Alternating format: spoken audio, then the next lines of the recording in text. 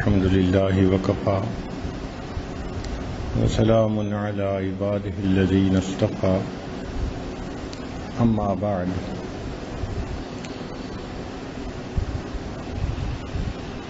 أعوذ بالله من الشيطان الرجيم بسم الله الرحمن الرحيم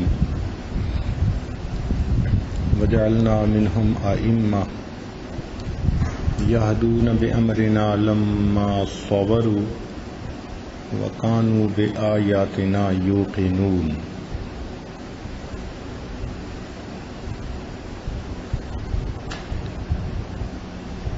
وقال الله تعالى في مقام آخر وفي الأرض آيات للموقنين. وقال رسول الله صلى الله عليه وسلم اليقين قوتي أو كما قال عليه الصلاة والسلام. سبحان ربك رب العزة عما يصفون وسلام على المرسلين والحمد لله رب العالمين.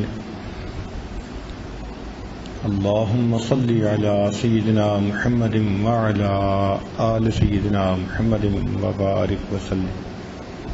اللهم صل على سيدنا محمد وعلى آل سيدنا محمد وبارك وسلم. اللهم صل على سيدنا محمد وعلى آل سيدنا محمد وبارك وسلم. نبی علیہ الصلوۃ والسلام کا ارشاد گرامی ہے الیقین قوتی، یقین میری غذا ہے. غذا کہتے ہیں وہ چیز جس سے انسان کو نشو و نما ملے،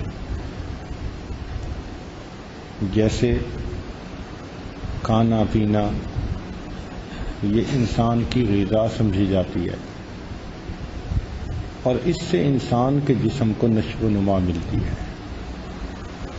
غذا اچھی ہو تو انسان کا جسم اچھی طرح بڑھتا ہے، قوی ہو جاتا ہے، بیماریوں کے خلاف قوت مدافعت رکھتا ہے. ایک روحانی غذا ہے جس کو انوار، تجلیات، برکات، فیوزات کہتے ہیں. وہ انسان کو روحانی طور پر مضبوط کر دیتی ہیں. نبی علیہ السلام نے ارشاد فرمایا الیقین قوتی، کہ یقین میری غذا ہے. یقین کہتے ہیں کہ انسان کسی چیز کے بارے میں پکا گمان کر لے، اس کو یقین کہتے ہیں.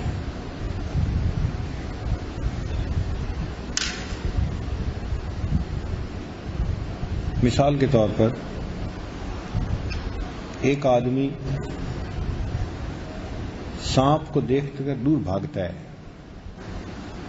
اس کے دل میں یہ یقین ہوتا ہے کہ اگر سانپ ڈس لے تو اس کے زہر کی وجہ سے انسان موت کا شکار ہو جاتا ہے. حالانکہ دیکھنے میں سانپ کتنا خوبصورت ہوتا ہے، اتنا اچھا ڈیزائن بنا ہوا ہے، پکڑنے کو دل چاہتا ہے، مگر کوئی بندہ ہاتھ نہیں لگائے گا، دور بھاگے گا، اس لیے کہ اس کے ذہن میں ایک بات بیٹھ چکی کہ اس سے جان کا خطرہ ہے. اسی طرح جب دین کے اوپر یقین پکا ہو جاتا ہے تو انسان گناہ کے قریب بھی نہیں جاتا، اس کو یقین ہوتا ہے کہ اس میں ایمان کا خطرہ ہے. یہ یقین ملتا ہے دو طرح سے. ایک ملتا ہے مشاہدے سے، جب انسان اپنی آنکھوں سے دیکھتا ہے تو یقین کر لیتا ہے. چنانچہ کتنی چیزیں ایسی ہیں کہ جن کو ہم دیکھ کر مان لیتے ہیں. مثال کے طور پر کشش ثقل، گریویٹیشنل فورس، آنکھ سے تو نظر نہیں آتی، لیکن جب ہم درخت کے پھل کو زمین پر گرتا دیکھتے ہیں تو ہم سمجھتے ہیں کہ زمین کھینچتی ہے، تبھی تو پھل نیچے آتا ہے، اوپر نہیں جاتا۔ مقناطیسی گھڑی کو دیکھ کر ہم مانتے ہیں کہ زمین کے شمال اور جنوب کے اندر ایک مقناطیسی قوت موجود ہے، نارتھ پول اور ساؤتھ پول۔ آنکھ سے تو نہیں دیکھتے، مگر مشاہدے سے اس کو مان لیتے ہیں۔ اب ہر چیز تو انسان کے مشاہدے میں آ نہیں سکتی، انسان کا مشاہدہ تو بڑا محدود ہے۔ 10 میٹر کے فاصلے پہ اگر چیونٹی چل رہی ہو تو ہمیں نظر نہیں آتی۔ چیونٹی کے چلنے کی بھی آواز ہوتی ہے، مگر آلات سے وہ سنی جا سکتی ہے، ہم نہیں سن سکتے۔ چیونٹی شکر کی خوشبو کو جلدی محسوس کر لیتی ہے، ہمیں محسوس نہیں ہوتی۔ چنانچہ کہیں چینی کا ایک چھوٹا سا گرین دانہ بھی پڑا ہوگا، ہمیں محسوس بھی نہیں ہوگا کہ چینی کا دانہ ہے یا نہیں، لیکن چیونٹی اس کی خوشبو کو محسوس کرتے ہوئے وہاں تک پہنچ جائے گی۔ ہم جس کمرے میں بیٹھے ہوتے ہیں اس میں آوازیں موجود ہوتی ہیں، آواز کی لہریں، مگر ان کو سننے کے لیے ریڈیو ریسیور کی ضرورت ہوتی ہے۔ ریڈیو لگا لیں، مکہ مکرمہ سے تلاوت سن سکتے ہیں، مختلف اسٹیشنوں کی خبریں سن سکتے ہیں۔ حالانکہ یہ آوازیں تو پہلے سے لہریں موجود تھیں، مگر آلات کی مدد سے ان کا سننا آسان ہو گیا۔ جانور زلزلے کے آنے سے پہلے جو زمین سے آوازیں نکلتی ہیں ان کو سن لیتے ہیں، انسان نہیں سن سکتے۔ پرندے جب چلتے ہیں ایک بر اعظم سے دوسرے بر اعظم کی طرف تو ان کے پاس تو آلات نہیں ہوتے، ان کو سمت کون بتاتا ہے؟ ہزاروں میل کا سفر ہوتا ہے۔ اب ہوا میں جب کوئی چیز چلی جاتی ہے تو نیچے تو زمین ایک جیسی نظر آتی ہے، کون ان کو بتاتا ہے کہ وہ مشرق جائیں، مغرب جائیں، شمال جائیں، جنوب جائیں؟ اللہ تعالیٰ نے ان کی آنکھ کے اندر ایک ایسا سسٹم بنا دیا ہے کہ جس کو یوز کر کے وہ بالکل ایک سمت میں جاتے ہیں اور اسی ایک سمت میں واپس آتے ہیں۔ بلی رات کو دیکھتی ہے، انسان کو اندھیرے میں نظر نہیں آتا۔ ایک چھوٹا سا کیڑا وہ اپنی مادہ کو 13 کلومیٹر دور سے اس کی موجودگی کو محسوس کر لیتا ہے، اور انسان کا یہ حال کہ پردے کے پیچھے اگر کوئی موجود ہو تو اس کو پتہ ہی نہیں چلتا۔ تو حواس کا جہاں معاملہ ہے تو جانداروں کے حواس بہت زیادہ بہتر کام کرتے ہیں بنسبت انسان کے۔ یہ اللہ کی رحمت ہے، یہ اللہ کی مہربانی ہے بندے کے اوپر۔ مثال کے طور پر جب انسان کھانستا ہے تو اس کے منہ سے اربوں خربوں کی تعداد میں جراثیم نکلتے ہیں جن کو خوردبین کی ضرر سے دیکھا جا سکتا ہے۔ اگر ہم بھی اس کو دیکھ رہے ہوتے کہ کھانسنے سے کس کے منہ سے کتنے جراثیم نکل رہے ہیں تو میرا خیال ہے ایک دوسرے سے 2-2 قدم دور رہتے۔ مگر اللہ تعالیٰ نے ہمارے اوپر مہربانی کر دی، ہمیں اتنے حواس دیے جتنے ضروری تھے، اور آگے پیچھے کا معاملہ ہماری نظر سے اوجھل کر دیا۔ اس کے علاوہ ہم ایکس رے کروانے جانتے ہیں، کوئی چیز ہمارے جسم کے اندر سے گزرتی ہے اور اندر کا فوٹو لے لیتی ہے ہماری ہڈی کا، آنکھ سے نظر نہیں آتی۔ الفا ریز، بیٹا ریز، گیما ریز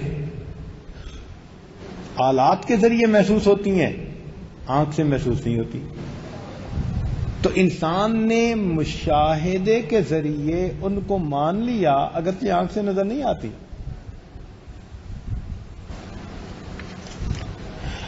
تو معلوم ہوا کہ یقین کرنے کے دو طریقے، ایک مشاہدے کی وجہ سے چیز نظر آئے یا نہ آئے انسان مان لیتا ہے، اور دوسرا طریقہ ہوتا ہے خبر کا طریقہ، کہ کسی کے بتانے سے مان لینا۔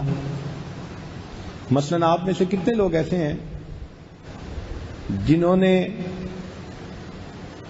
سعودی عرب نہیں دیکھا، مانتے ہیں کہ سعودی عرب دنیا میں موجود ہے، اس لیے کہ کتابوں میں بھی پڑھا اور لوگ وہاں سے ہو کے آئے اور انہوں نے بتایا کہ بھئی اللہ کا گھر ہے مکہ مکرمہ میں، تو ان کے بتانے پر ہم نے اس بات کو تسلیم کر لیا۔ ہم کہتے ہیں کہ جی ہاں دنیا میں مکہ مکرمہ موجود ہے، مدینہ منورہ موجود ہے، تو یہ ہم نے کیسے مانا؟ اطلاع کے ذریعے سے مانا۔ ایک مرتبہ میں ٹبہ سلطان پور جانے کا موقع ملا، تو بیان کے بعد ایک صاحب آئے اپنے جوان بیٹے کو لے کے، وہ وکیل صاحب تھے اور دہریے تھے، ماں باپ کو انہوں نے بہت پریشان کیا ہوا تھا، تو والد کہنے لگا جی کہ یہ میرا بیٹا ہے، سائنس پڑھا ہے اور پتہ نہیں اس کا دماغ کیا خراب ہوا کہ یہ کہتا ہے کہ میں اللہ تعالیٰ کے وجود کو نہیں مانتا۔ اب باپ بڑا پریشان، میں نے وکیل صاحب سے بات کی، وکیل صاحب کہنے لگے جی کہ میں تو ہوں سائنس پڑھا ہوا، مشاہدہ کرتا ہوں کسی چیز کا تو مانتا ہوں، سنی سنائی باتیں میں نہیں مانتا۔ میں نے اسے سمجھانے کی کوشش کی مگر وہ سمجھنے کے لیے تیار ہی نہیں تھے۔ جب کوئی بندہ سمجھنے کے لیے تیار نہ ہو تو اس کو سمجھانا بڑا مشکل کام ہوتا ہے۔ مجھے بھی اندازہ ہو گیا کہ اب یہ گھی ٹیڑھی انگلی سے نکلے گا، سیدھی انگلی سے نہیں نکلتا۔ تو میں نے اس سے پوچھا کہ بھئی یہ بتاؤ کہ تم واقعی سنی سنائی بات کو نہیں مانتے؟ کہنے لگا نہیں، میں سائنس پڑھا ہوا ہوں، مشاہدے سے میں کوئی چیز دیکھتا ہوں تو مانتا ہوں ورنہ نہیں مانتا۔ میں نے اس کو پکا کر لیا۔ جب اچھی طرح پکا ہو گیا تو میں نے تھوڑی سی ادھر ادھر کی بات بدل کے پھر ان سے پوچھا وکیل صاحب آپ کا نام؟ کہ جی یہ۔ آپ کے والد کا نام؟ کہتے ہیں جی یہ۔ میں نے کہا جی آپ نے جو والد کا نام بتایا تو آپ کیوں مانتے ہیں کہ یہ میرے والد ہیں؟ دیکھ کے مانا ہے یا سن کے مانا؟ تو میں جب آپ سے پوچھ رہا ہوں کہ باپ کا نام کیا، آپ کہیں مجھے پتہ ہی نہیں۔ اب تو باپ اس کا جو ہے نا غصے میں کہتے ہیں ہاں بالکل ٹھیک، تو کہے میرا باپ مجھے کوئی نہیں پتا کون ہے۔ اب تو پریشان کہ سارے شہر میں یہ بات اگر پھیل گئی تو میرا کیا بنے گا؟ کہتے ہیں نہیں جی میری امی نے مجھے بتایا یہ تمہارا باپ ہے۔ میں نے کہا تمہاری امی تو پھر بھی جھوٹ بول سکتی ہے، اگر تم ماں کے کہنے پہ باپ کو باپ مان لیتے ہو تو کیا نبی علیہ السلام کے کہنے پہ ہم اللہ کے وجود کو نہیں مان سکتے؟ تو نبی علیہ السلام کی بات کو تسلیم کر لینا، اس کو دین کہتے ہیں، اس کو یقین کہتے ہیں، کہ آپ صلی اللہ علیہ وسلم نے جو کچھ آ کر بتایا ہم آپ کو صادق الامین سمجھتے ہوئے اس چیز کو قبول کرتے ہیں، اس کو مانتے ہیں۔ تو گویا ماننے کے دو طریقے، ایک خبر کے ذریعے سے اور ایک نظر کے ذریعے سے۔ نظر کے ذریعے بھی بندہ مانتا ہے، بجلی کی تار میں کچھ نظر تو نہیں نہ آ رہا ہوتا، ہاتھ کوئی نہیں لگاتا، ہر ایک کو پتا ہوتا ہے جی 11 kV کی تار ہے، جو ہاتھ لگائے گا پھٹک جائے گا۔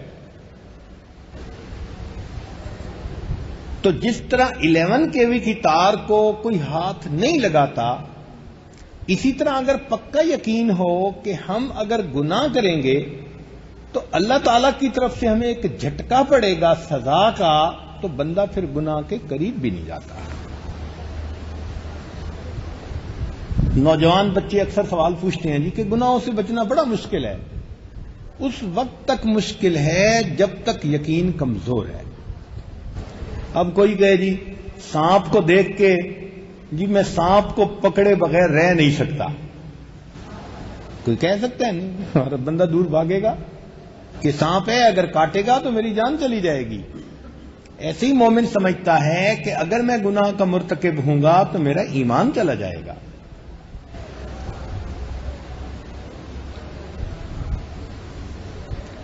آج کل کے لوگ ڈاکٹر کے کہنے پہ کئی چیزیں چھوڑ دیتے ہیں.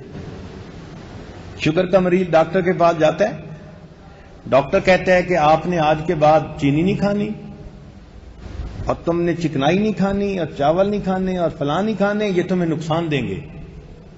اور یہ بندہ ڈاکٹر کے کہنے پر یہ سب چیزیں چھوڑ دیتا ہے. تو کیا نبی علیہ الصلوۃ والسلام کے بتانے پر ہم گناہوں کو نہیں چھوڑ سکتے؟ نبی علیہ الصلوۃ والسلام نے بھی بتایا کہ اگر تم یہ اعمال کرو گے تو اللہ تعالیٰ تم سے ناراض ہوں گے، تمہیں دنیا میں بھی ذلت ہوگی، آخرت میں بھی سزا ہوگی. کتنی عجیب بات ہے کہ بکری چارہ کھا رہی ہوتی ہے، مالک کی ایک آواز پر وہ چارہ کھانا چھوڑ دیتی ہے. انسان نبی علیہ السلام کے فرمانے پر گناہ کو نہیں چھوڑ سکتا. تو یقین کمزور ہو تو گناہوں سے بچنا مشکل، اور جب یقین بن جائے تو گناہوں سے بچنا بہت آسان. ہمارے اکابر کا یقین بنا ہوا تھا، ان کو پکا یقین تھا اگر ہم گناہ کے مرتکب ہوں گے اللہ تعالیٰ کی طرف سے سزا ملے گی. چنانچہ اللہ تعالیٰ قرآن مجید میں ارشاد فرماتے ہیں مَن يَعْمَلْ سُوءًا يُجْزَ بِهِ، جو کوئی بھی گناہ کرے گا اسے اس کی سزا مل کر رہے گی. اب اس یقین کی وجہ سے وہ گناہ کے قریب نہیں جاتے تھے، حالانکہ گناہ کے موقع ہوتے تھے. سیدنا یوسف علیہ السلام کے سامنے گناہ کا بہترین موقع تھا. بند کمرہ ہے، گھر کی جو بڑی ہے وہ اپنے آپ کو خود گناہ کے لیے پیش کر رہی ہے. پھر پردیس ہے، ماں باپ کی ذلت کا بھی ڈر کوئی نہیں، جاننے والا بھی کوئی نہیں کہ یہ کس خاندان کا ہے، کون ہے. بھرپور جوانی بھی ہے، لیکن ان کے دل میں ایک یقین تھا کہ نافرمانی کرنے سے اللہ رب العزت ناراض ہوتے ہیں. لہذا باوجود اس کے کہ ماحول گناہ کا تھا انہوں نے فرمایا معاذ اللہ، میں اللہ کی پناہ مانگتا ہوں. حدیث پاک میں آتا ہے کہ تابعین میں سے کتابوں میں لکھا ہے کہ تابعین میں سے 3 بزرگ تھے، وہ دشمن کی قید میں آ گئے.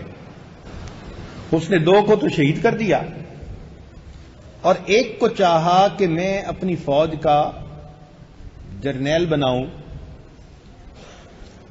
چنانچہ اس کو وہ گھر لے آیا اور اپنی بیٹی کو کہا کہ بیٹی تم اس آدمی کو اپنی طرف مائل کرو تاکہ یہ ہمارے دین پہ آ جائے، ہمارے لیے بڑے کام کا آدمی ہوگا. 1 ہفتہ تک وہ جوان لڑکی بن سنور کر اس کے پاس آتی، کھانا پیش کرتی، باتیں کرنے کی کوشش کرتی. 1 ہفتہ انہوں نے اس کے چہرے کی طرف آنکھ اٹھا کے نہ دیکھا.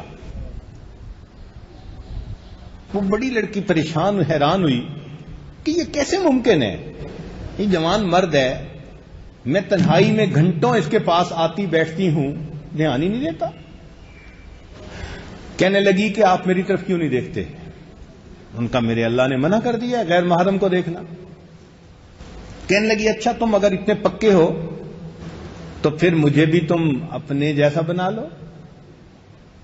انہوں نے کلمہ پڑھایا اور اس کو مسلمان کر دیا. شکار کرنے کو آئے، شکار ہو کے چلے. پھر کہنے لگی کہ اب تو میں مسلمان ہو چکی ہوں تو یہاں رہنا مشکل ہے، مجھے نکالو یہاں سے. چنانچہ انہوں نے کہا کہ تم ہی کوئی بندوبست کرو. اس نے باپ کو کہا کہ میں ان کے ساتھ جنگل کی سیر پہ جانا چاہتی ہوں. چنانچہ جنگل کی سیر کے بہانے گھوڑے مل گئے اور یوں اللہ رب العزت نے اس تابعی کو اس جگہ سے رہائی عطا فرمائی. مسلمانوں کے علاقے میں پہنچے تو اللہ رب العزت نے اس عورت کے ساتھ نکاح کرنے کی بھی توفیق دے دی. نعمت وہ ملنی تھی. اگر پہلے ہاتھ بڑھا دیتے تو ایمان سے شاید خالی ہی ہو جاتے یا خطرے میں ایمان پڑ جاتا. اپنے آپ کو تھام لیا. اللہ نے آزادی کی بھی نعمت دے دی اور یہ نعمت بھی ان کو عطا فرما دی. یقین ہوتا تھا ان کو. چنانچہ سلیمان بن یسار رحمت اللہ علیہ ایک بزرگ گزرے ہیں, حج کے لیے چلے, اپنے خیمے میں تھے کہ ان کے دو دوست شہر چلے گئے کھانا لانے کے لیے. اتنے میں ایک عورت دیہاتی وہ خیمے میں آ گئی اور اس نے ان کو گناہ کی طرف متوجہ کرنا چاہا. تو انہوں نے جب سوچا نا کہ یہ مجھے گناہ کی طرف متوجہ کر رہی ہے تو انہوں نے رونا شروع کر دیا کہ شیطان نے اپنا ایجنٹ میرے پاس بھیج دیا. جب ان کی آنکھوں میں آنسو دیکھے تو شرمندہ ہو کہ وہ عورت تو چلی گئی. کہتے ہیں کہ رات خواب میں ان کو سیدنا یوسف علیہ السلام کی زیارت نصیب ہوئی. تو انہوں نے سیدنا یوسف علیہ السلام کی خدمت میں عرض کیا کہ حضرت آپ کتنے عظیم ہیں کہ آپ کا تذکرہ قرآن مجید میں کہ آپ نے زلیخا کی دعوت کے باوجود اس کی طرف پیش قدمی نہ کی. تو سیدنا یوسف علیہ السلام نے فرمایا کہ میں تو اللہ کا نبی تھا, میرے اوپر اللہ کی حفاظت تھی, رحمت تھی, مدد تھی اللہ کی. یہ اتنی حیرانی کی بات نہیں. حیرانی کی بات تو یہ ہے کہ سلیمان تمہارے سامنے عورت نے اپنے گناہ کو پیش کیا اور تم نے رو کر اپنے آپ کو گناہ سے بچا لیا. اللہ کے ہاں تمہارے اس گناہ سے بچنے کا رتبہ بہت بڑا ہے. تو جب دل میں یقین ہوتا ہے نا پھر تنہائیوں میں بھی انسان گناہ کی طرف متوجہ نہیں ہوتا. اسی طرح رزق ملنے کا یقین.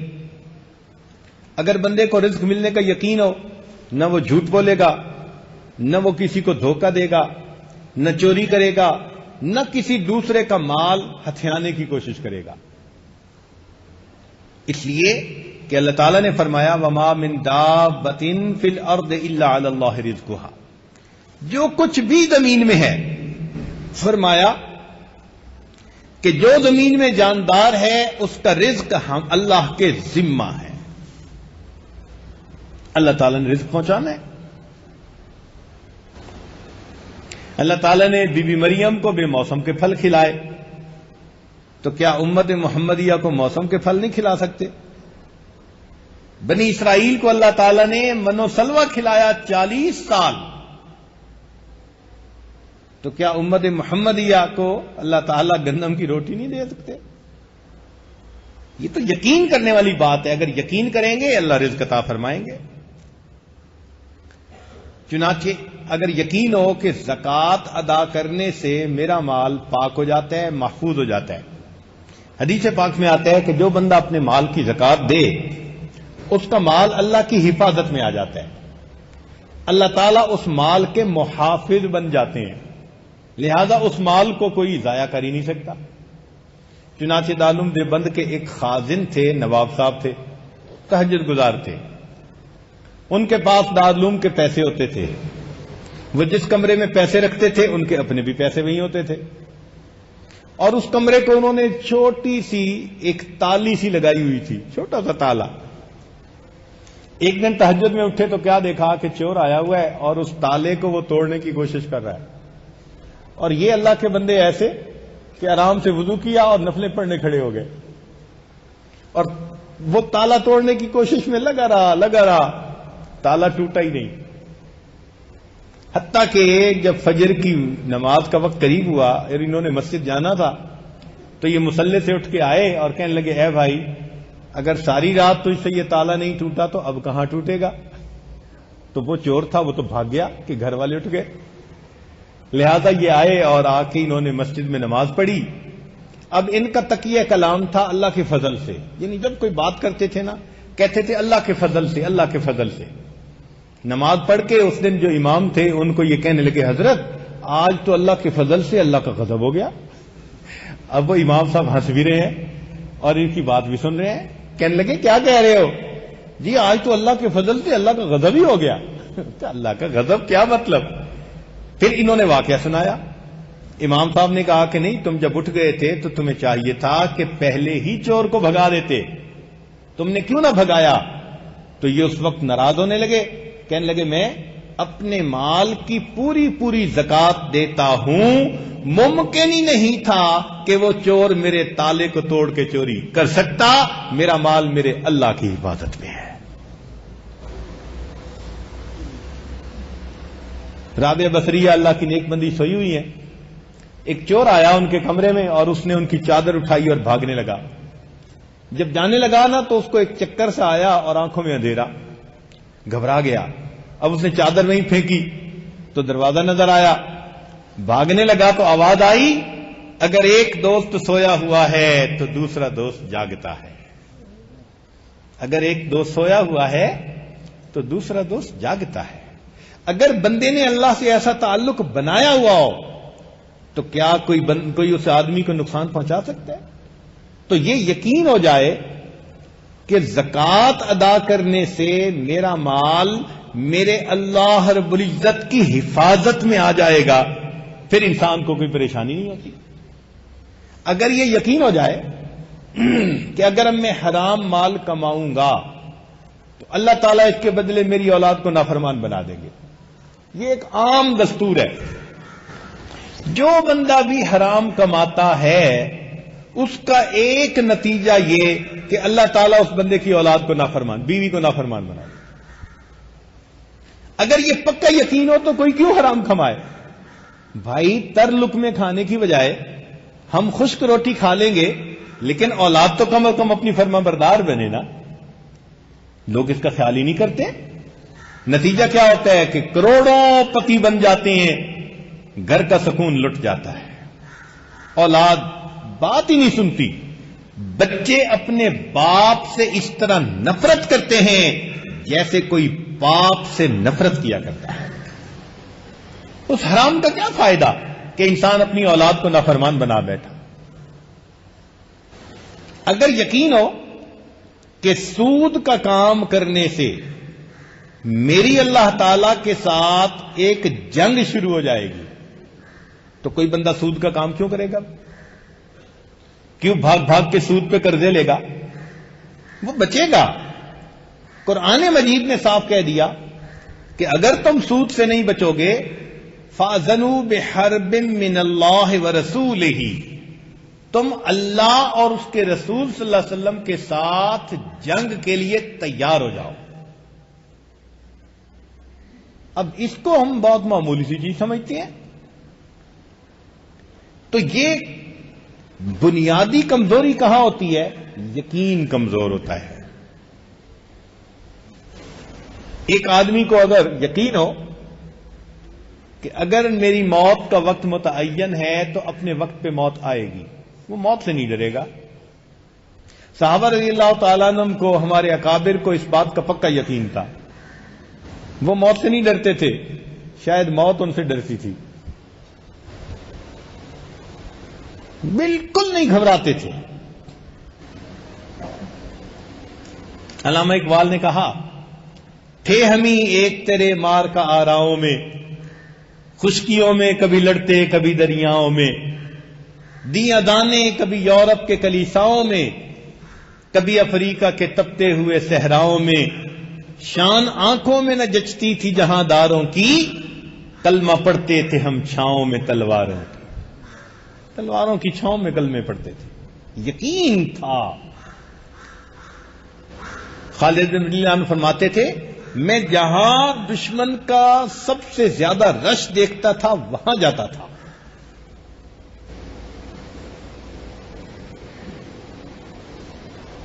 تو اگر یہ یقین ہو کہ موت اپنے وقت پہ آنی ہے تو پھر انسان موت سے نہیں ڈرتا. موت کا وقت متعین ہے. چنانچہ ایک آدمی 9ویں منزل سے گرا اور پکی سڑک کے اوپر گرا اور محفوظ رہا. اللہ کی شان دیکھیں. 1-2 دن لوگ آتے رہے پوچھنے کے لیے کہ اللہ نے آپ کو نئی زندگی دے دی، وہ بھی بڑا خوش۔ تیسرا دن تھا کہ ایک دوست ملنے آیا اور کہنے لگا یار تمہیں نئی زندگی ملی، مٹھائی تو کھلاؤ۔ کہتا ہے یہ سامنے جو ہے نا بہترین مٹھائی کی دکان ہے، میں جاتا ہوں لے کے آتا ہوں۔ چنانچہ کمرے سے اٹھا اور اپنے گھر میں آیا کہ پیسے لے کے جاتا ہوں مٹھائی لینے کے لیے۔ تو گھر والوں نے فرش دھویا ہوا تھا، فرش کے اوپر سے جو پاؤں پھسلا، سر کے بل گرا اور اس کی موت آ گئی۔ 9ویں منزل سے گرا، اللہ نے محفوظ رکھا، وقت نہیں تھا۔ جب وقت آ گیا تو پاؤں پھسلا فرش سے، وہیں اس بندے کی موت آ گئی۔ تو مومن پکا یقین رکھتا ہے کہ میرا وقت اللہ رب العزت نے جو متعین کر دیا، بس اسی وقت پہ مجھے موت آئے گی۔ اسی طرح عزت ذلت ملنے کا یقین، مومن کے دل میں یہ یقین ہوتا ہے کہ عزت مجھے اللہ نے دینی ہے، اور اگر یہ یقین ہو کہ مال سے ملے گی، پھر بائی ہک بائی کروک وہ مال کو حاصل کرنے کی کوشش کرے گا، لیکن عزتیں تو اللہ دیتے ہیں۔ وَلِلَّهِ الْعِزَّةُ وَلِرَسُولِهِ وَلِلْمُؤْمِنِينَ، فرمایا وَتُعِزُّ مَن تَشَاءُ وَتُذِلُّ مَن تَشَاءُ، اللہ آپ جسے چاہتے ہیں عزت دیتے ہیں، آپ جسے چاہتے ہیں ذلت دیتے ہیں۔ سیدنا امیر معاویہ رضی اللہ عنہ نے خط لکھا عائشہ صدیقہ رضی اللہ تعالیٰ عنہا کو، جو ام المومنین، کہ مجھے کوئی نصیحت کریں، آپ ماں کا درجہ رکھتی ہیں۔ اتنی پیاری نصیحت کی۔ انہوں نے فرمایا کہ اگر تم لوگوں کی خوشی کی خاطر اللہ کو ناراض کرو گے تو اللہ ان لوگوں کے دلوں میں تمہارا بغض پیدا کر دیں گے، یہ اندر سے تمہارے دشمن بن جائیں گے۔ اور اگر تم اللہ کی رضا کے لیے لوگوں کو ناراض بھی کر بیٹھو گے، اللہ لوگوں کے دلوں میں تمہاری محبت ڈال کے یہ اندر سے تم سے محبت کرنے لگ جائے گی۔ اور بات بالکل سچی ہے۔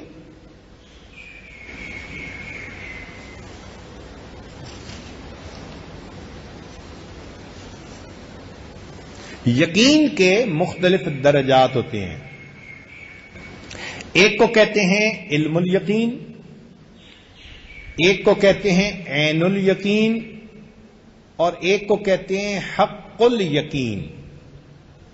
علم الیقین کا مطلب کہ علم کی حد تک انسان کو یقین ہو کہ بھئی یہ ایسے ہے، اور عین الیقین سے مراد کہ آنکھ سے بھی دیکھ لے، اور حق الیقین سے مراد کہ حقیقت کھل جائے بندے کے اوپر۔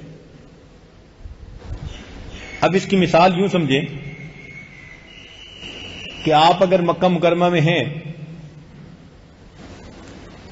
اور ٹھنڈی ہوا آپ کو لگی،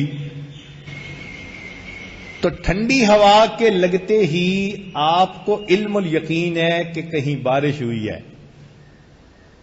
بارش ہوئی ہے تو ٹھنڈی ہوا آ رہی ہے نا۔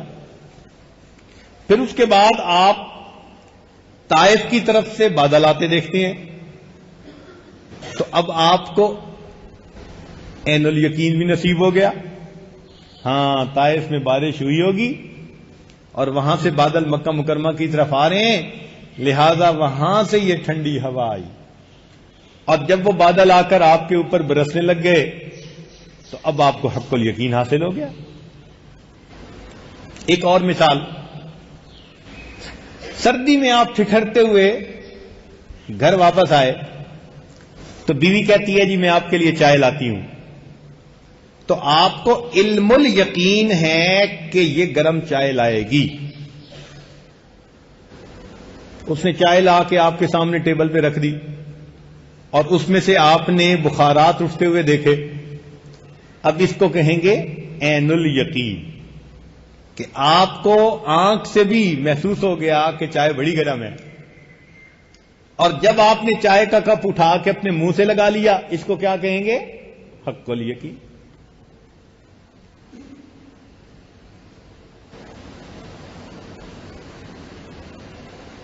اسی طرح ایک آدمی علم الیقین رکھتا ہے کہ موت آتی ہے اگر کوئی زہر کھا لے،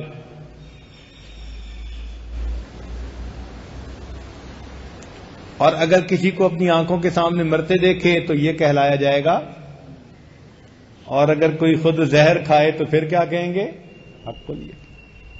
انبیاء کرام کو آخرت کے معاملات میں حق الیقین نصیب ہوتا ہے۔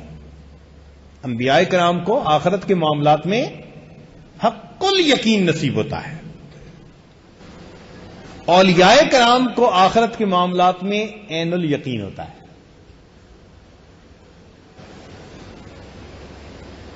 نبی علیہ الصلوۃ والسلام کی صحبت کی وجہ سے صحابہ رضی اللہ عنہم کو بھی حق الیقین نصیب تھا، اسی لیے حضرت علی عنہ فرمایا کرتے تھے کہ اگر جنت اور جہنم میرے سامنے آ جائے تو میرے یقین میں ذرا بھی اضافہ نہ ہو کہ بن دیکھے میں ان پر اتنا یقین رکھتا ہوں۔ اتنا حق الیقین تھا ان کو۔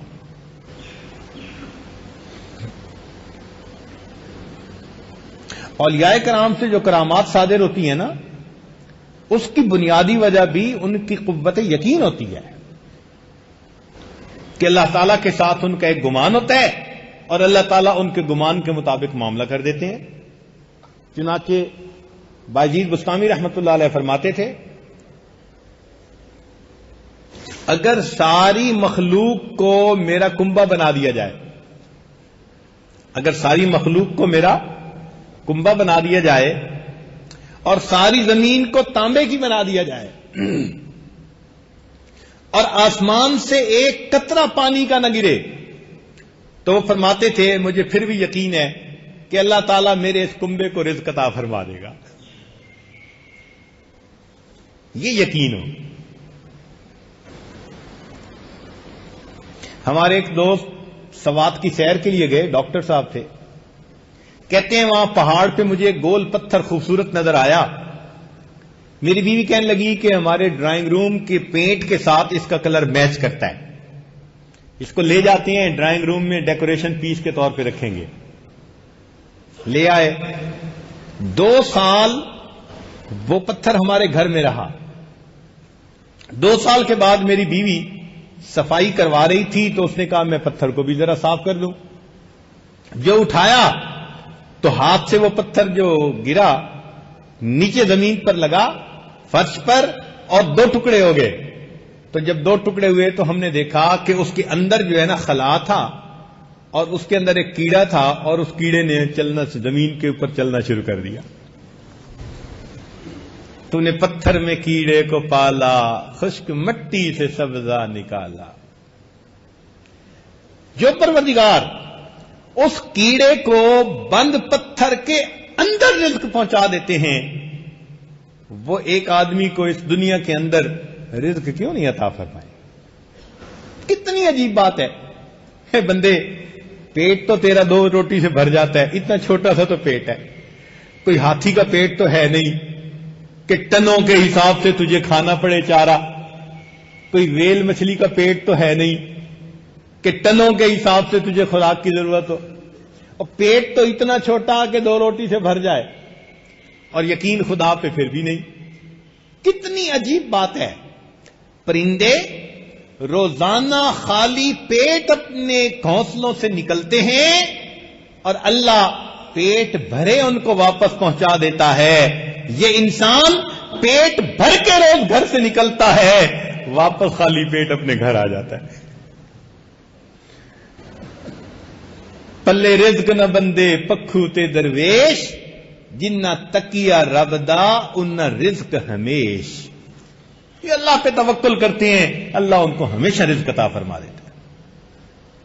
تو اگر یقین ہو تو انسان روزی کے لیے کیوں جھوٹ بولے، کیوں کسی کا مال غبن کرے، کیوں چوری کرے، کیوں اپنی آخرت برباد کرے اپنی اس روزی کی خاطر؟ روزی تو اللہ نے دینی ہے۔ تو اس کا تعلق انسان کے یقین کے ساتھ ہے۔ جب یقین ہو جائے گا تو پھر انسان کے لیے یہ سب چیزیں آسان ہو جائیں گی۔ رزق اللہ نے پہنچانا ہوتا ہے، وہ پہنچا دیتا ہے۔ بہت عرصہ پہلے کی بات ہے، کوئی 20 سال پہلے کی بات ہے. مجھے لاہور سے خنیوال کی طرف جانا تھا. ڈرائیور کو میں نے کہا کہ بھائی تم رات کو نیند پوری کر لینا تاکہ صبح فریش ہو کے ڈرائیو کرنا. نئی گاڑی تھی، بڑی گاڑی تھی. پچھلی سیٹ پر میں بیٹھ گیا، کوئی فائل اپنی پڑھ رہا تھا. ڈرائیور ڈرائیونگ کر رہا تھا. ملتان روڈ ویسی اس وقت کافی کھلی تھی، گاڑی بھی تیز چلا رہا تھا. اچانک اس نے ایک جگہ نا بریک لگائی اور مجھے ایسے لگا جیسے گاڑی کسی چیز سے ٹکرائی، مگر بچ گئے. میں نے پوچھا کیا ہوا؟ کہنے لگے وہ سر وہ ایک کتا آگے آ گیا تھا، میں نے بڑی بچانے کی کوشش کی مگر وہ لگ گیا. میں نے کہا مجھے لگتا ہے کہ تم نے رات کو نیند پوری نہیں کی، اور گرمی کے موسم میں صبح صبح نیند بھی خوب آتی ہے. کہ نہیں میں تو جی رات کو سویا تھا، میں ٹھیک ہوں. میں نے کہا نہیں، ایسے کرو کہ جہاں آگے کوئی چائے والی جگہ ہے نا، تم گاڑی روکنا، میں تمہیں نا ایک ذرا ڈرائیور کپ چائے کا پلاتا ہوں تاکہ تمہاری آنکھیں کھلیں. چپ ہو گیا. لو جی 35 کلومیٹر وہ گاڑی چلاتا رہا، بھگاتا رہا 120 کلومیٹر پہ، اور 35 میل کے بعد ایک ریسٹورانٹ آیا، وہاں اس نے گاڑی روکی. میں نے کہا جاؤ چائے کا کپ پیو. پھر میرے ذہن میں خیال آیا بھائی بالکل نئی گاڑی ہے، پتہ نہیں اس پہ کیا چیز لگی، ڈینٹ پڑا، کتنا نقصان، دیکھوں تو صحیح. تو میں باہر نکلا اور آگے کی طرف آ کر جب میں نے دیکھا تو حیران ہو گیا کہ گاڑی کے آگے کا جو بمپر تھا اس کے اوپر ایک کتا یوں بیٹھا ہوا تھا. اب میں سوچنے لگا کہ یہ کیسے بیٹھا ہے. تو پھر میرے ذہن نے سوچا کہ ادھر ڈرائیور نے بریک لگائی اور ادھر کتے نے چھلانگ لگائی، تو وہ بالکل بمپر کے اوپر آ کر لگا ہوگا اور وہی وہ بیٹھ گیا، اور گاڑی چونکہ چل رہی تھی تو وہ پکڑا رہا. اب 35 کلومیٹر کے بعد آ کر گاڑی رکی. اب جب اس نے دیکھا مجھے کہ کوئی بندہ قریب آ رہا ہے تو وہ بمپر سے نیچے اترا، اور اس ہوٹل والے نے رات کے کھانے کی بچی ہوئی ہڈیاں وہاں ڈھیر لگایا ہوا تھا اور اس نے ہڈیاں کھانی شروع کر دی. میں نے ڈرائیور کو کہا کہ مجھے بات سمجھ آ گئی، اصل میں اس کتے کا رزق 35 کلومیٹر دور اللہ نے رکھا ہوا تھا اور اس کو لفٹ کی ضرورت تھی، اور اللہ نے اس کو گاڑی پہ لفٹ عطا کر دی اور 35 کلومیٹر پہنچا کے اس کا رزق اللہ نے اس کو پہنچا دیا. ہمارے ایک دوست تھے، لاہور کے قریب رہتے تھے، مگر ان کی ڈیوٹی تھی کوئٹہ میں. انہوں نے اپنے گھر واپس آنا تھا ایک عزیز کی شادی کے سلسلے میں. فلائٹ میں 2 گھنٹے رہ گئے تو ان کا بچہ گھر میں 8-7 سال کا تھا، وہ چنے کھا رہا تھا. بچوں کی عادت ہے کچھ نہ کچھ حرکت نئی کرتے رہتے ہیں. اب وہ بچہ کیا کر رہا تھا، وہ ایک چنے کا دانہ لیتا اور اس کو اوپر پھینکتا اور پھر منہ سے اس کو کیچ کرتا، کبھی ادھر پھینک کے کیچ کرتا، کبھی ادھر پھینک کے کیچ کرتا، کھیل میں لگا ہوا تھا. اللہ کی شان کہ اس نے ایک دفعہ جو وہ دانہ پھینکا نا اور کیچ کرتے ہوئے وہ منہ کی بجائے ناک میں چلا گیا. اب اس نے جلدی سے جو ناک میں انگلی ماری تو دانہ اور آگے. اس نے چھوٹی بہن کو بلایا کہ یہ دانہ نکالو. اس نے اچھی طرح اس کو آگے تک یہاں تک پہنچا دیا. اب بڑا پریشان، روئے، امی کو بتایا. امی نے کہا دیکھو تمہارے ابو نے تمہیں کہا تھا کہ تم شرارتیں مت کیا کرو، اور اب ہماری فلائٹ میں 1.5 گھنٹہ رہ گیا ہے، آدھے گھنٹے میں ہم ایئرپورٹ پہنچیں گے اور گھنٹہ پہلے پہنچنا ضروری. تو اگر اب میں نے تمہارے ابو کو بتایا نا تو تمہیں 2-4 تھپڑ بھی لگ جائیں گے. تو تمہیں سانس تو آ رہی ہے نا دوسری طرف سے، اب چپ کرو، جب ہم آگے گھر پہنچ جائیں گے نا پھر میں کوئی بات انتظام کر لوں گی. چنانچہ ڈر کے مارے وہ چپ ہو گیا. 1-1.5 گھنٹے کی فلائٹ تھی، وہ کوئٹہ سے لاہور آ گئے، اپنے گھر پہنچے. اب بیوی نے خامن کو بتایا کہ بچہ ہے اور کچا ہے، شرارت کرتا ہے. اب اس طرح اس کے ناک میں نا ایک دانہ چلا گیا. کوئی بات نہیں، اس نے کہا میرا کزن جو ہے نا وہ سرجن ہے، ڈاکٹر ہے، میں اس کے گھر لے جاتا ہوں اور اس کو وہ دانہ نکلواتا ہوں. چنانچہ وہ اس کو لے کر گیا اور اپنے کزن کے گھر میں وہ نہا رہے تھے، بیوی نے کہا جی کہ آپ بیٹھیں، میں آپ لوگوں کے لیے چائے بناتی ہوں۔ سردیوں کا موسم تھا، وہ کہنے لگے میں اندر بیٹھنے کی بجائے نا یہیں گراؤنڈ میں، لاؤنج میں، گارڈن میں بیٹھ جاتا ہوں۔ وہ گارڈن میں ہی ایک دو کرسیاں پڑی تھی، وہیں بیٹھ گئے۔ ڈاکٹر صاحب ابھی نہا رہے تھے، بیوی چائے بنا رہی تھی۔ اب ادھر بیٹھے بیٹھے اس بچے کو اچانک نا چھینک آئی۔ اب جب زور کی چھینک آئی تو اس کے ناک میں سے وہ جو دانا تھا نا وہ نکل کے نیچے گرا، تو وہ ڈاکٹر صاحب کی ایک مرغی قریب پھر رہی تھی، اس نے وہ دانا کھا لیا۔ اصل میں وہ غذا تھی مرغی کی، اور پڑی ہوئی تھی کوئٹہ، اور اللہ نے پہنچانی تھی اس کو یہاں پر، تو اللہ نے اس کے ناک میں دانا ڈال کے اس دانے کو یہاں پہنچا دیا۔ ہاں میرے مولا، حدیث پاک میں آتا ہے کہ پہاڑ کے نیچے اگر پانی کا گھونٹ ہو نا جو کسی نے پینا ہے، تو جب تک وہ گھونٹ پی نہیں لے گا تب تک اس کو موت نہیں آ سکتی۔ جس طرح موت انسان کی تلاش کرتی ہے، انسان کا رزق بھی اس کو تلاش کرتا ہے، فرق یہ ہے رزق پہلے ملتا ہے، موت اس کے بعد بندے کو ملتی ہے۔ تو اگر یہ یقین ہو جائے تو انسان حرام کی طرف کیوں سوچے گا؟ سب یقین کی کمزوری کہ حرام کے پیچھے بھاگا پھر رہا ہوتا ہے۔ اللہ تعالیٰ رزق عطا فرماتے ہیں، بلکہ وہ دیہاتی والا واقعہ کہ مولانا صاحب نے بیان کیا کہ اللہ تعالیٰ رزق بندے کو دیتے ہیں، تو نوجوان سوچنے لگا کہ اچھا میں نہیں کھاتا، میں دیکھتا ہوں اللہ رزق کیسے پہنچاتے ہیں۔ چنانچہ اگلے دن اس نے بھوک ہڑتال کر دی۔ اب ماں بیچاری تو ماں ہوتی ہے، اس نے پراٹھا بنایا اور ساتھ اس نے مکھن اور چینی بھی ساتھ رکھ دی۔ بیٹے کھا، اس نے کہا نہیں میں نہیں کھاتا۔ منت سماجت کرتی رہی، کہتے نہیں میں نہیں کھاتا۔ جب اس نے بار بار کہا تو یہ تنگ ہوا، کہتے اچھا میں نے کھانا تو نہیں ہے، پکی بات میں دیکھتا ہوں اللہ کیسے کھلاتا ہے۔ چنانچہ یہ گھر سے اٹھ کے باہر گاؤں کے درختوں کا کافی سارا جھنڈ سا تھا، سایہ دار جگہ تھی، یہ وہاں جا کے لیٹ گیا کہ میں آج یہاں لیٹا رہوں گا اور میں نہیں کھاؤں گا، میں دیکھتا ہوں اللہ مجھے کیسے کھلاتا ہے۔ ماں بیچاری پیچھے پیچھے کھانا لے کے گئی اور سالن روٹی وہیں رکھ کے آ گئی۔ اچھا بچے تیرا دل چاہے تو کھا لینا، میں جا رہی ہوں۔ اب کھانا بھی پڑا ہوا ہے اور یہ بھی لیٹا ہوا ہے، تو تھوڑی خوشبو آنے لگی تو دل بھی چاہنے لگا، تو یہ وہاں سے اٹھ کے نہ آگے لیٹ گیا کوئی 30-40 فٹ کہ مجھے خوشبو بھی نہ آئے کھانے کی۔ اللہ کی شان کہ دوپہر کے وقت ارد گرد کے کچھ ڈاکو تھے، چور تھے، وہ وہاں آ کے آپس میں ایک دوسرے سے مل کے پلاننگ بناتے تھے، وہ ان کو محفوظ جگہ نظر آتی تھی، وہ آ کے بیٹھ گئے۔ اب ان کو بھی خوشبو آئی سالن کی، تو وہ کہنے لگے کہ یار لگتا ہے کہیں کھانا ہے۔ اس نے کہا دیکھو، انہوں نے جب قریب دیکھا تو روٹی بھی ہے، پراٹھا بھی ہے اور سالن بھی ہے۔ انہوں نے کہا یار آج تو موج ہوئی، کھانا مل گیا۔ ان کا جو بڑا تھا نا وہ بڑا چالاک آدمی تھا، کہنے لگا چپ کرو، خبردار کھایا، مجھے لگتا ہے کہ کسی بندے نے اس میں زہر نہ ملائی ہو ہمیں مارنے کے لیے، اور اگر کسی نے ملائی ہے تو دیکھو وہ کہیں نہ کہیں قریب ہی ہوگا۔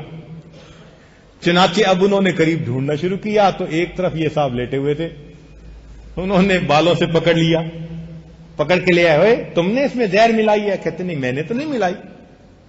کیوں تم نے یہاں رکھا؟ چپ۔ ان کا لگتا ہے کوئی نہ کوئی یہ مکر کر رہا ہے ہمارے ساتھ، اچھا یہ اسی کو کھانا کھلاؤ، تو کہتے میں نہیں کھاتا۔ اب ان کو ہو گیا پکا یقین، اوے کھاؤ، نہیں میں نہیں کھاتا۔ اچھا تو ہمیں کھلانے کے لیے لایا تھا، لگاؤ اس کے جی 2 جوتے۔ اب اس کو جوتے بھی پڑ رہے ہیں اور اس کو جو ہے کہہ رہے ہیں کہ کھا۔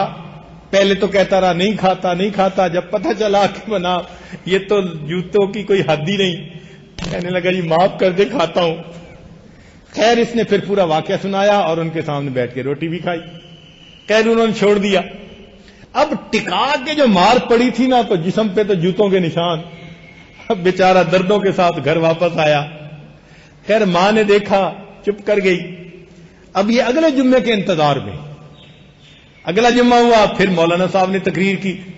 انہوں نے کہا بھائی دیکھو اللہ تعالیٰ رزق پہنچاتے ہیں اور اللہ تعالیٰ بندے کو ہر حال میں اس کا رزق عطا کرتے ہیں، جب انہوں نے بیان کر لیا نا، نماز پڑھ لی، تو یہ مولانا صاحب کے پاس گیا، کہنے لگا مولانا ادھورے مسئلے نہ کیا کریں. ہم کہا ادھورے مسئلے کیا؟ میں تو پورے مسئلے کرتا ہوں. کہتے نہیں آپ ادھورے مسئلے کرتے ہیں. بھائی ادھورے مسئلے کیا؟ کہنے لگے جی آپ نے پچھلی دفعہ کہا تھا کہ جس کا رزق کو اللہ تعالیٰ اسے پہنچا کے رہتے ہیں. کہا یہ پوری بات تو ہے. کہتے نہیں یہ پوری بات نہیں ہے. پورا مسئلہ یہ ہے کہ جس کا رزق ہو اللہ اس کو پہنچا کے رہتے ہیں، اور جو رزق نہ کھانا چاہے اللہ جوتے مار مار کے بندے کو کھلاتے. تو بات تو ایسی ہے، انسان کا رزق اس کو مل کے رہتا ہے.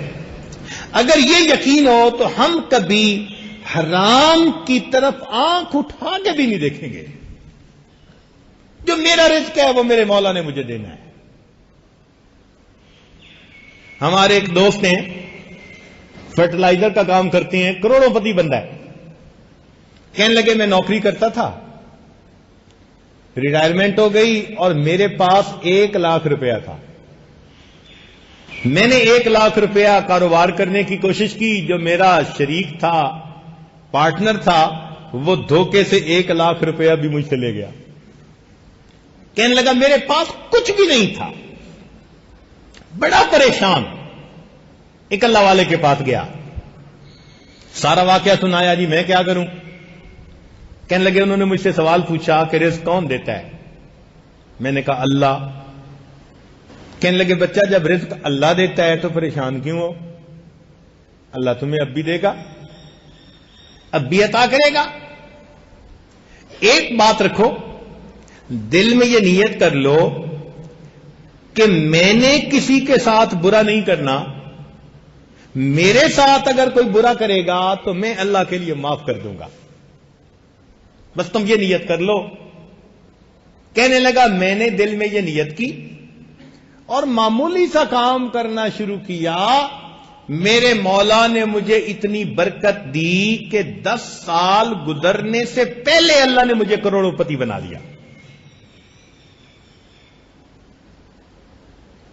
تو یقین انسان کا اگر مضبوط ہو تو پھر انسان کبھی بھی نہ گناہ کی طرف قدم اٹھاتا ہے نہ انسان حرام کے لیے قدم اٹھاتا ہے.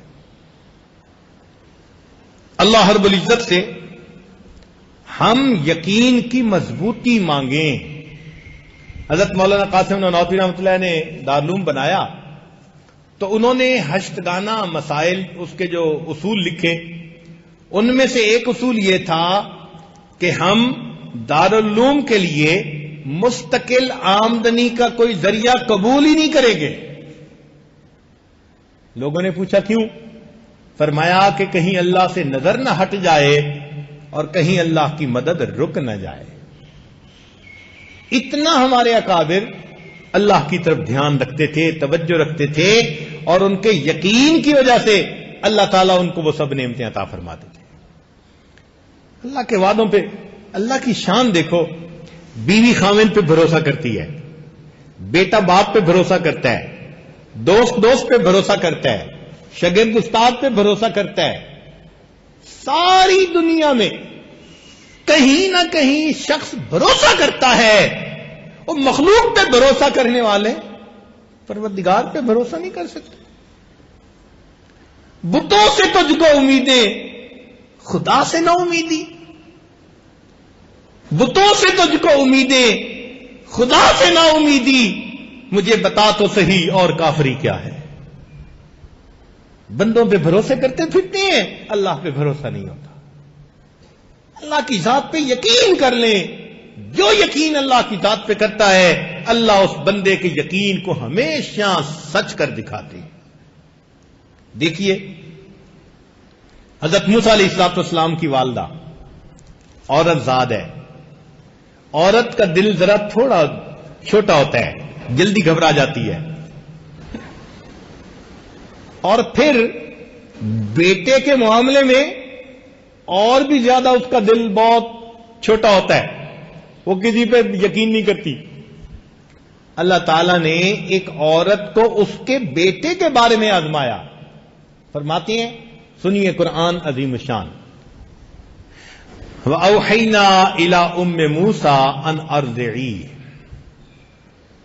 اللہ تعالیٰ فرماتے ہیں کہ ہم نے موسیٰ علیہ السلام کی والدہ کے دل میں یہ بات ڈالی کہ آپ اپنے بچے کو دودھ پلائیے، فَإِذَا خِفْتِ عَلَيْهِ، اور اگر آپ کو اس کے بارے میں ڈر لگے کہ شیطان کے جو فرعون کے سپاہی ہیں وہ کہیں میرے بچے کو پکڑ کے نہ لے جائیں اور قتل نہ کر دیں، فَأَلْقِيهِ فِي الْيَمِّ، اس کو پانی میں ڈال دینا، دریا میں ڈال دینا۔ اب عورت سوچے یا اللہ آپ میرے بچے کو بچانا بھی چاہتے ہیں تو ادھر کوئی پولیس والا آئے ہی نہ، میرے بچے کو بچانا ہی چاہتے ہیں، میں بچے کو کسی غار میں چھوڑ آتی ہوں، کوئی بندہ وہاں جائے ہی نہ۔ مگر اللہ تعالی نظر کے خلاف کرواتے ہیں، چاہتے ہیں کہ بندہ اپنے مشاہدے کو توڑے۔ فرمایا کہ تم اسے پانی میں ڈالو، مگر ساتھ کیا کہہ دیا؟ فَلْيُلْقِهِ الْيَمُّ بِالسَّاحِلِ يَأْخُذْهُ عَدُوٌّ لِّي وَعَدُوٌّ اللَّهِ۔ واہ میرے اللہ، فرمایا کہ یہ کنارے لگے گا اور پھر اس کو وہ پکڑے گا جو اس بچے کا بھی دشمن، اللہ فرماتے ہیں میرا بھی دشمن۔ یا اللہ اسی سے تو بچانا ہے اور آپ الٹا اسی کے ہاتھ پہنچا رہے ہیں۔ مگر فرما دیا وَلَا تَخَافِي وَلَا تَحْزَنِي، خوف بھی نہ کھانا، ڈرنا بھی نہیں، إِنَّا رَادُّوهُ إِلَيْكَ، ہم اسے تمہارے پاس واپس لوٹائیں گے، وَجَاعِلُوهُ مِنَ الْمُرْسَلِينَ، اور ہم نے اسے رسولوں میں سے بنانا ہے۔ اللہ وعدہ فرما رہے ہیں اور ازاد ہے، اللہ کے وعدے پہ اس نے یقین کر لیا، اپنے بیٹے کو ایک بکسے میں ڈالا اور بکسے کو پانی میں۔ اب عقل کیا کہہ رہی ہے؟ عقل کہتی ہے کہ تیرا بچہ نہیں بچتا، اگر بکسے میں سوراخ رکھو ہوا کے لیے تو اس میں سے پانی اندر جائے گا اور بچہ ڈوب کے مر جائے گا، اور اگر پانی سے روکنے کے لیے اس کو بند کر دو تو ہوا بند ہو جائے گی، بچہ دم گھٹ کے مر جائے گا۔ تیرا بچہ بچتا نہیں، سوراخ بناؤ تو نہیں بچتا، نہ بناؤ تو نہیں بچتا۔ آنکھ یہ دیکھ رہی ہے مگر اللہ کے وعدے پہ بھروسہ۔ وہ ماں اپنے بیٹے کو پانی میں ڈال دیتی ہے، گھر آ جاتی ہے۔ اللہ کی شان دیکھیے، فرعون اپنی بیوی کے ساتھ دریا کی سیر، 800 غلام ارد گرد تھے، ایک نے دیکھا بکسا، اس نے پکڑا اور پکڑ کے پیش کیا، کہتے کھولو۔ جب کھولا تو اندر بچہ۔ اب فرعون کی بیوی نے دیکھا تو وہ تو موسیٰ علیہ السلام کو دیکھتے ہی فریفتہ ہو گئی، کہنے لگی لا تقتلوہ، اس کو قتل نہیں کرنا، عسیٰ ان ینفعنا او نتخذہ ولدا، ہو سکتا ہے یہ ہمیں فائدہ پہنچائے، ہم اسے اپنا بیٹا بنائیں۔ اب بیوی نے کہا تو فرعون بھی بات مان گیا کہ اچھا نہیں قتل کرواتے۔ اب ذرا اندازہ لگاؤ، لوگ کہتے ہیں جی بیویوں کی بات مانتا کوئی نہیں، بڑے بڑے فرعون بیویوں کی بات مانتے ہیں۔ یہ ہوم گورنمنٹ ایسی ہوتی ہے، مانے بغیر گزارا ہی نہیں ہوتا۔ ہزاروں بچوں کو قتل کروا چکا اور یہاں بیوی کہتی ہے لا تقتلوہ، اس کو قتل نہیں کرنا، اور کہتے ہیں جی ٹھیک ہے میں اس کو قتل نہیں کرواتا۔ اصل میں اس کے دماغ نے اس کو دھوکہ دیا، ذہن میں اس نے سوچا میں اس کو بیٹے کی طرح گھر میں پالوں گا تو یہ مجھ سے تخت کیوں چھینے گا، بھائی یہ تو میرا بیٹا ہوگا۔ عقل نے کہا ہاں ٹھیک ہے، چنانچہ اس نے اپنے گھر اس کو لے لیا، بیٹا بنا لیا، اعلان کر دیا۔ اب اس زمانے میں ڈبے کا دودھ تو ہوتا نہیں تھا کہ فیڈر دو بھائی جان چھٹی، عورتیں دودھ پلاتی تھیں، چنانچہ عورت کو بلایا گیا۔ اللہ تعالیٰ فرماتے ہیں وَحَرَّمْنَا عَلَيْهِ الْمَرَاضِعَ مِنْ قَبْلِ، اللہ تعالیٰ نے عام عورتوں کا دودھ ان پر حرام کر دیا تھا، وہ بچہ پیتا ہی نہیں۔ اب بچہ رو رہا ہے، اور بچے کے رونا جو ہوتے ہیں نا یہ بڑی طاقت ہوتی ہے. توبہ. بچے کے آنسوؤں میں اتنی طاقت ہے کہ بڑے بڑے ہتھیاروں میں بھی وہ طاقت نہیں ہوتی. آنسو نکلے بچے کے، ماں باپ برداشت نہیں کر سکتے، پریشان. اور عورت کو بلاؤ، اور ساری رات جاگتے گزر گئی اور بچے نے کسی کا دودھ نہیں پیا. اب نیند نہ آئے نا تو بندہ ویسے ہی تھکا اکا پڑا ہوا ہوتا ہے، ساری رات کا جاگا ہوا. جو نائٹ ڈیوٹی کرتے ہیں ان کو اچھی طرح پتا ہوگا. اب دل کرتا ہے کہ یار یہ مصیبت ختم ہو، میں بھی سوؤں. وہ بھی خدائی کا دعویٰ کرنے والا بدبخت کیسا تھا، اکا پڑا تھا نیند کے نہ آنے کی وجہ سے. کہتا تھا جی کوئی آئے دودھ پلائے میری جان چھوٹ جائے. ادھر کیا ہوا؟ اللہ تعالیٰ فرماتے ہیں وَأَصْبَحَ فُؤَادُ أُمِّ مُوسَىٰ فَارِغًا. موسیٰ علیہ السلام کی والدہ نے صبح کی بڑے غم کی حالت میں ان قادت لتبدی بہ لولا ربتنا علی قلبہا، اگر ہم اس کے دل پہ گرا نہ دے دیتے، اس کے دل کو تسلی نہ دے دیتے تو وہ رو پڑتی اور راز کو کھول بیٹھتی. ہم نے اس کے دل کو تسلی دیے رکھی. بیٹی کو کہنے لگی بیٹی جاؤ بھائی کا پتہ کر کے آؤ. بہن بھاگی گئی، اس نے جا کے محل میں تماشا دیکھا، بچہ دودھ نہیں پیتا، اور بادشاہ سلامت کہتے ہیں بھئی بلاؤ کسی کو دودھ پلائے.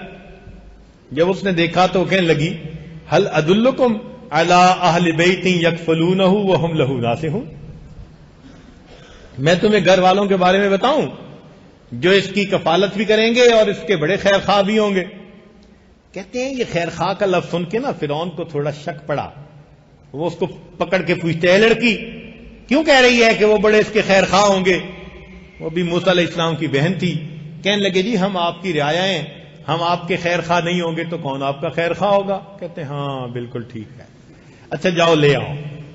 وہ بھاگی ہوئی گھر آئی، کہتی ہے امی چلو. موسیٰ علیہ السلام کی والدہ آئی، انہوں نے موسیٰ علیہ السلام کو دودھ پلایا، بچے نے دودھ پینا شروع کر دیا. اب جب اطلاع ملی نا فرعون کو کہ جی وہ تو بچے نے دودھ پینا شروع کر دیا، کہتے ہیں بہت اچھا ہوا، اچھا میں سونے جا رہا ہوں. موسیٰ علیہ السلام کی والدہ 2-3 دن وہاں رہیں، اور 2-3 دن کے بعد انہوں نے کہا بھائی اتنا گھونسلہ اپنا کچا ہو یا پکا، میں تو اپنے گھر جاتی ہوں، میں نہیں یہاں رہ سکتی. اب فرعون کہنے لگا جی خدا کی بندی تو واپس نہ جا، بچے کو ساتھ لے جا، اپنے گھر میں ہی اس کو دودھ پلاتی رہنا، اور میں تمہاری تنخواہ دودھ پلانے کی تمہارے گھر بھیج دیا کروں گا. اللہ فرماتے ہیں فرددناہ الی امہ، ہم نے لوٹا دیا اس کی والدہ کے پاس، کئی تقر عینھا، تاکہ اس کی آنکھیں ٹھنڈی ہوں، ولا تحزن، اور وہ غمزدہ بھی نہ ہو، ولتعلم، اور وہ جان لے ان وعد اللہ حق، جان لے کہ اللہ کے وعدے سچے ہیں. ولکن اکثرہم لا یعلمون، اکثر لوگ یہ بات نہیں سمجھتے. تو بھائی اللہ رب العزت کے وعدے سچے، اس کو یقین کہتے ہیں. یہ یقین اگر ہمیں نصیب ہو جائے ہماری زندگی پھولوں کی سیج بن جائے. نبی علیہ الصلوۃ والسلام نے ارشاد فرمایا الیقین قوتی، یقین میری غذا ہے. اور واقعی اسی یقین سے اللہ تعالیٰ انسان کے معاملات کو آسان کر دیتے ہیں.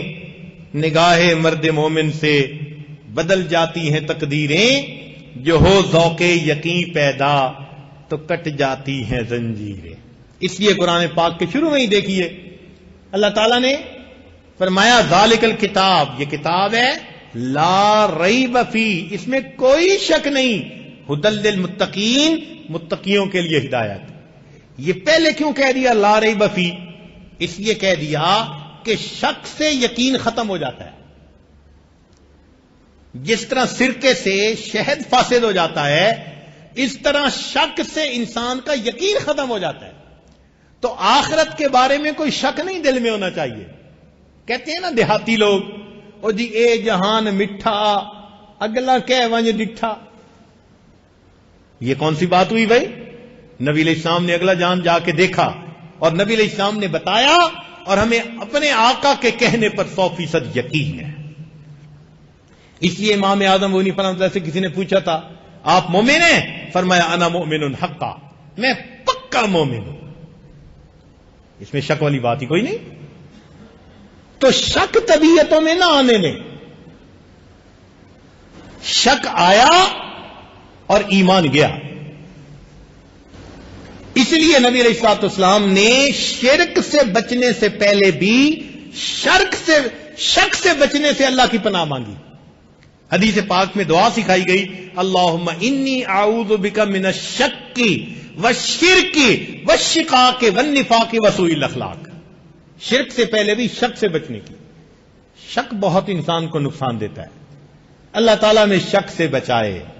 اس لیے جب انسان یقین اپنے دل میں مکمل کر لیتا ہے، کامل کر لیتا ہے، اللہ کی طرف کو فلاح ملتی ہے. چنانچہ قرآن مجید میں فرمایا ایمان والوں کی صفتیں کیا، وَبِالْآخِرَةِ هُمْ يُوقِنُونَ، اور آخرت کے ان پر پکا یقین ہوتا ہے. یہ کون لوگ ہیں؟ اولئک علی ھدی من ربہم واولئک ھم المفلحون، جن کا یقین پکا ہوتا ہے، ہدایت پہ بھی ہوتے ہیں اور ان کو فلاح بھی ملتی ہے. اور قرآن کی اس آیت کی تفسیر باقی پورا کا پورا قرآن ہے. شروع میں اللہ نے مقصود بتا دیا کہ یقین والوں کو ہم ہدایت بھی دیتے ہیں، فلاح بھی دیتے ہیں، اور اس کی تفصیل میں اللہ نے اپنا پورا قرآن باقی نازل فرما دیا. اللہ تعالی ہمارے یقین کو کامل کر دے. اللہ تعالی ہمیں اپنے ان بندوں میں شامل فرمائے کہ جو آخرت کے اوپر پکا یقین رکھتے ہیں، اللہ کے وعدوں پر پکا یقین رکھتے ہیں، گناہوں سے بچتے ہیں، اور اللہ تعالیٰ کی فرما برداری والی زندگی کو جو ہے وہ گزارنے کی کوشش کرتے ہیں. اللہ تعالیٰ ہمیں یقین کامل کی نعمت عطا فرمائے. وآخر دعوانا ان الحمد للہ رب العالمین.